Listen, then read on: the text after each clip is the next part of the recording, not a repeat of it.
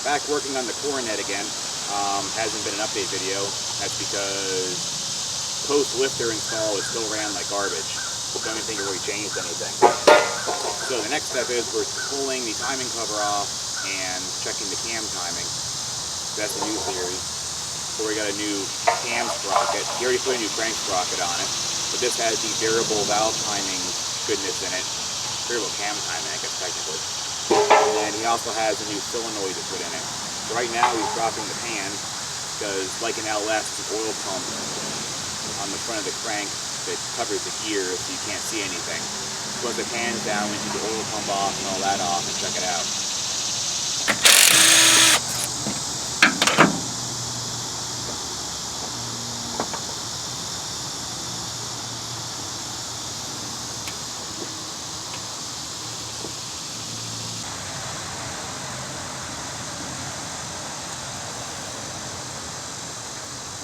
Walking out the timing chain tensioner, you squeeze it and put a pin through it, and that holds the tension off the chain. There. Yep. Then when you're ready messing with it, you just pull that pin out. You want me to take these off? Take that out completely, or? Probably make it easier to do it, probably.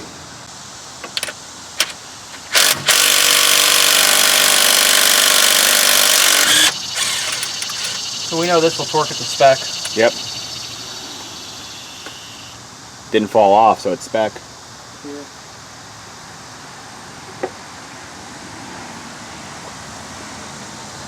So I just pull this whole junk off and then...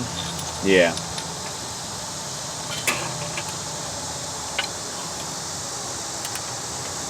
There we go.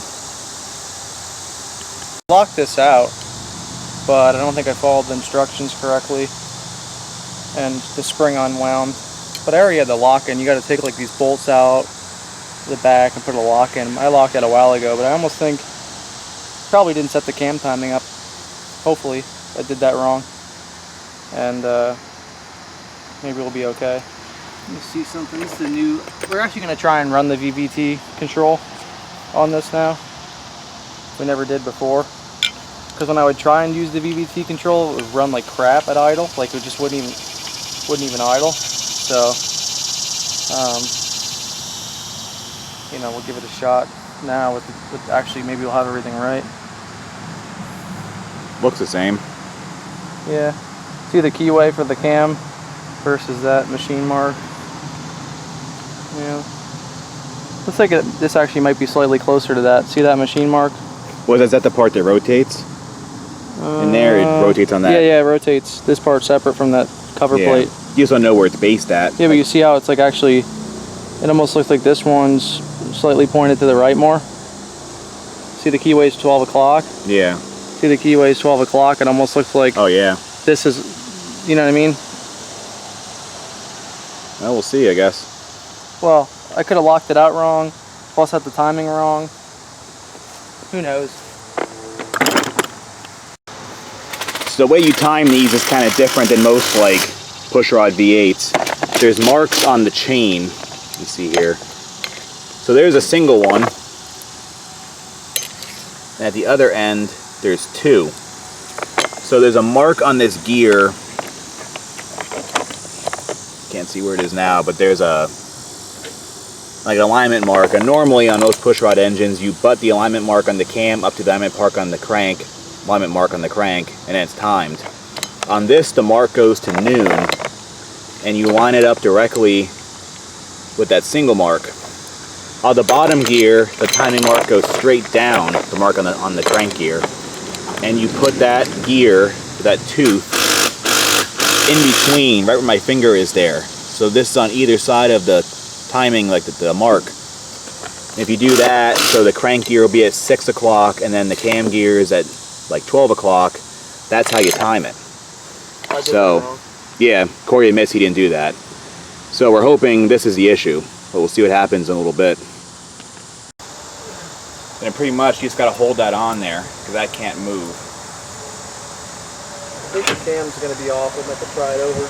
Well, there's so much slack on this chain without those tensioners in there, we'll be able to move it wherever. Alright.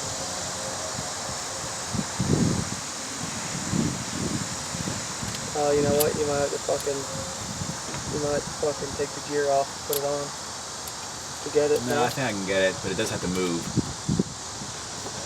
What size was that? Or is it on the gun? It's on the gun right here. Here. Hopefully it can turn without loosening it. Just kind of hold on to it. Kind of want it to turn back anyway, I think, a little bit. Let me find the 3/8 ratchet.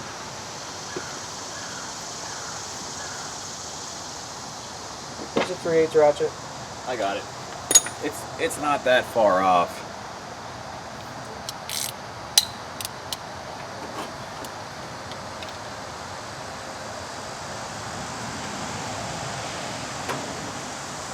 Oh, you got it to move at least. Yeah, this is hard to turn. Oh shit. That was creative. Oh, that's fine.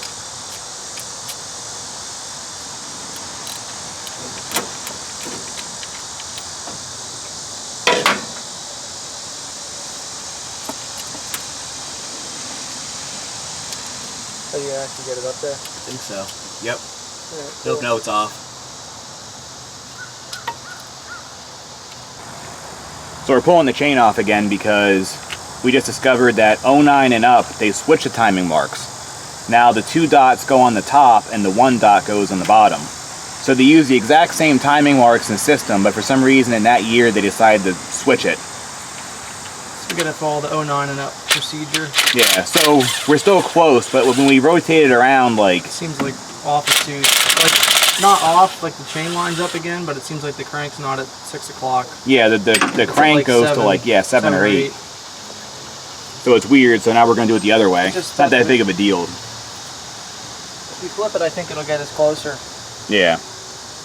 Alright, so now I can leave the cam where it is, Yep. and gotta get this chain. It's easier to get out the cam, I think. Alright. Okay. That's what it was, though. It was tensioning the wrong side of the chain with it that direction. So now you just pull the nail out now, right? Yep. And then it'll retension. It'll put the hydraulic tension, whatever that thing is, back on it. Boom. Yeah, that's right, because this. Yeah, Yep. I think I did do this right, but we'll see. I just didn't use Yeah, that. because there was a bunch of slop down here the way we had the other way.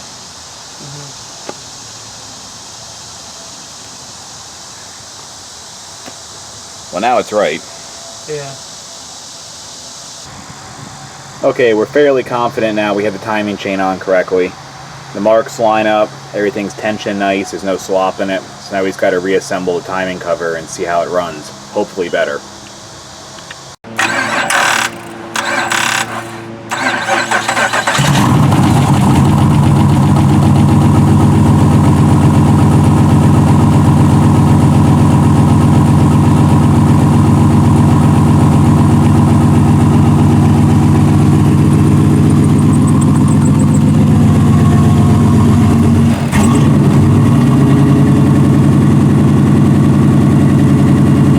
Sounds different.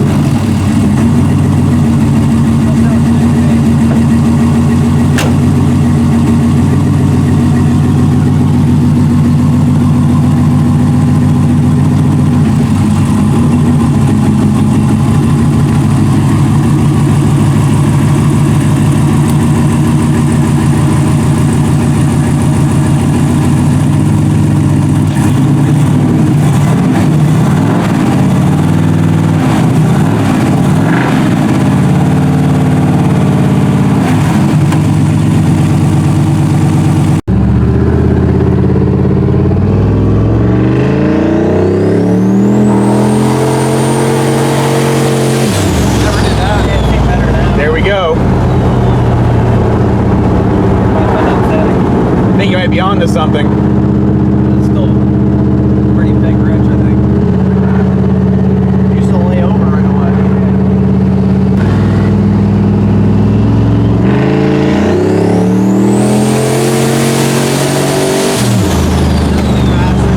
It's definitely faster. Yeah. I used to like 1280.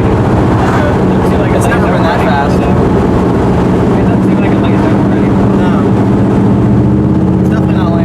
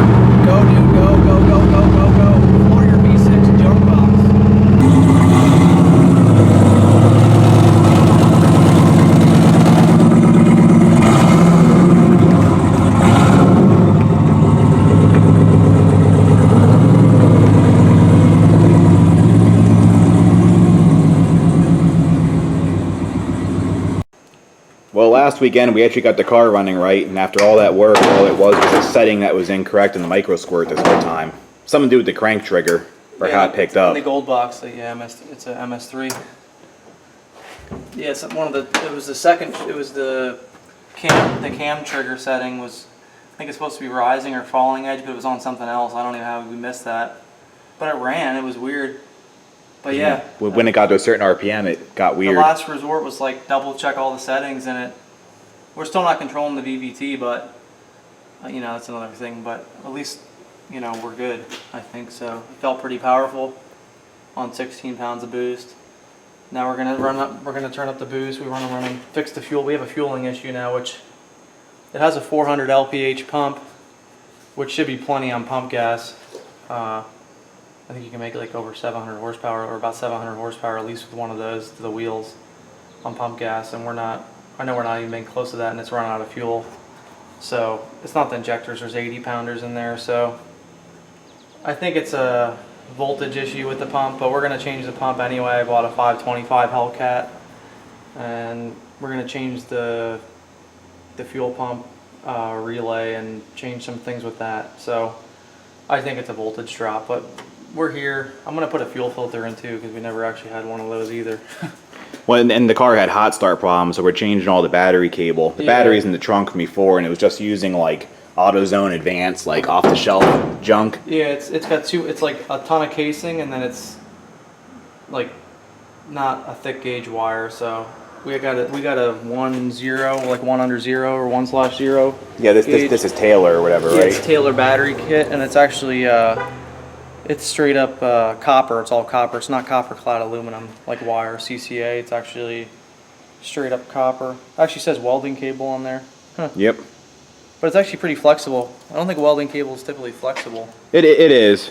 But yeah, I'm happy with this. I think this will work good for us. So yeah, we're just cleaning up the old wiring here because now Corey's more motivated to fix it. He doesn't want to scrap the car now. I wanted to just put the car out for garbage night. So that's the first step. So we run all these cables up front to the front and try and fix the voltage drop. We're also tracing the wires that I don't even know what I did. You know, I put this car together like, well, first I had an LS motor in it. Now it has the Hemi, but I don't even know what half the stuff I did was, and it's always butchered, you know. But that takes an hour just to figure out what I did. But I think we're there with it. So. Yeah, we got the cable to do the fuel pump. Got a fresh set of drag radials to mount. That's the agenda for today.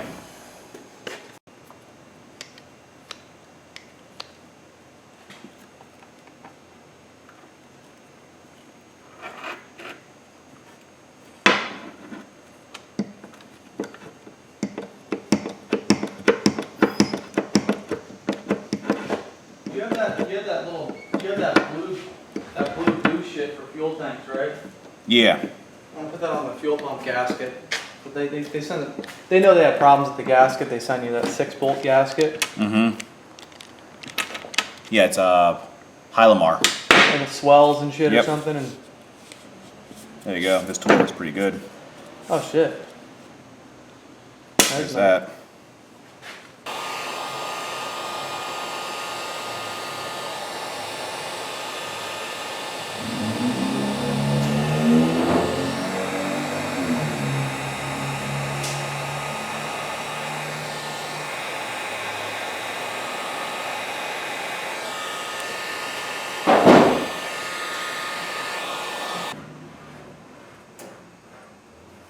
The back's probably really heavy. Feels like it is. We just lift it down now, all three of us? No, you can go lower. Okay. Alright, Corey, do you have it for a second? Oh, we just want to reposition. Yep. Okay. Alright, we're good. Take back yours. We'll set it right in there. This tank's pretty flat, which is nice. Almost. This tank looks pretty good inside. It was new like a year or two ago, so. Yeah.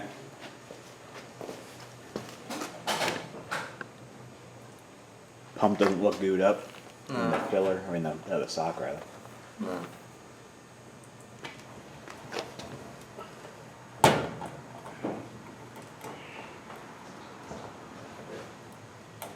Maybe I should just unplug this for now.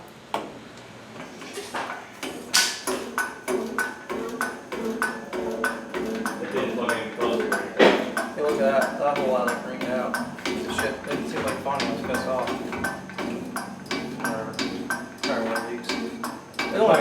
cool. They probably leave that, I think, Tim. Yeah, I think that was like loose or off. Probably popped off since you put it in.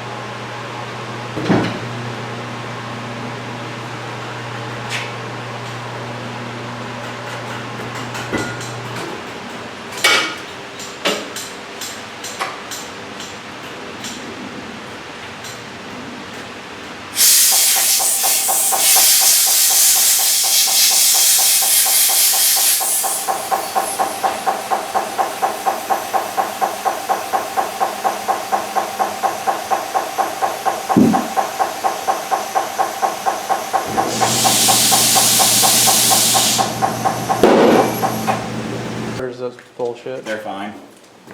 I got piss. Are you putting them on right away? Yeah. Won't they wear down super quick on the street? Not terrible. But yeah, they're soft.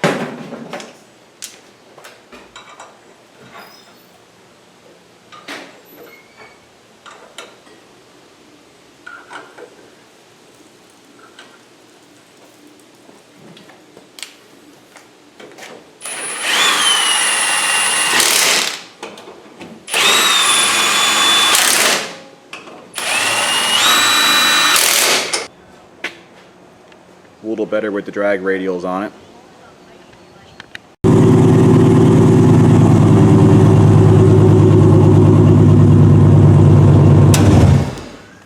That's it. Yep. Cool.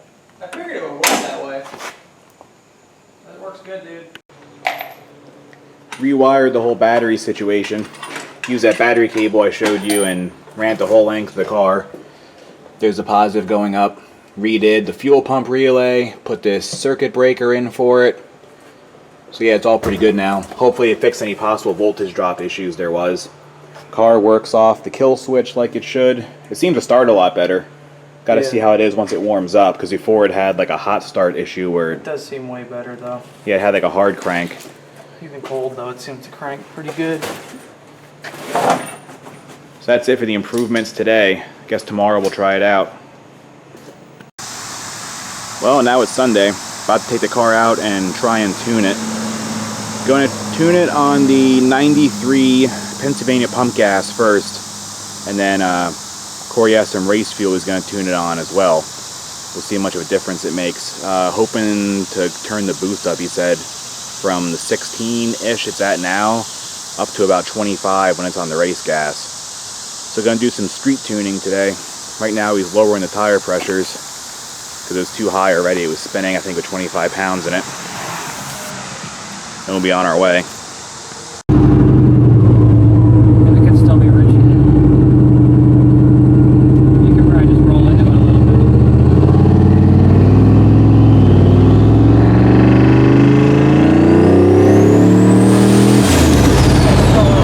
Coming in was decent. Yeah.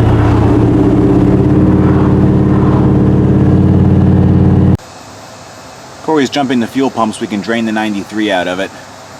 It's draining into a can under the hood. Has the regulator disconnected and the feeds is going into this can. I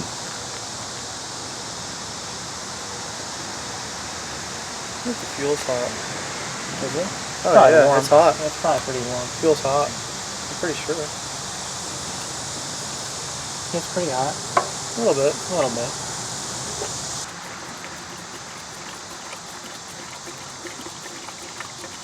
Oh, we top it's on the ground. That's nothing. Yeah, lead poisoning, it's leaking so fucking bad.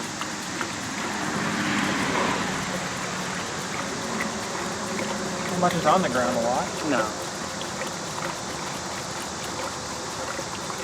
No one ever Just $10 worth. Every drop is freaking 50 cents. Get a little juicy first. Oh, the race guys are here.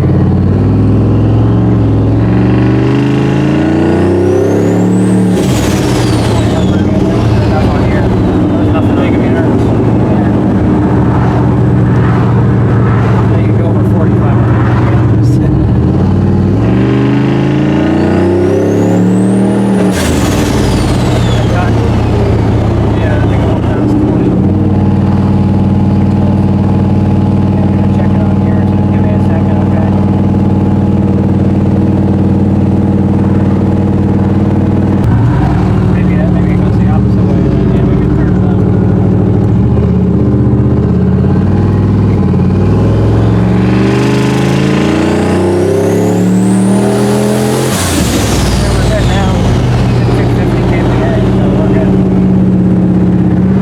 Needed was the dwell. Yeah. That's good. Maybe put more in, huh? It might take a little more. 2.7, 2.8. I can do a ladder drive. Oh, pretty quick in here.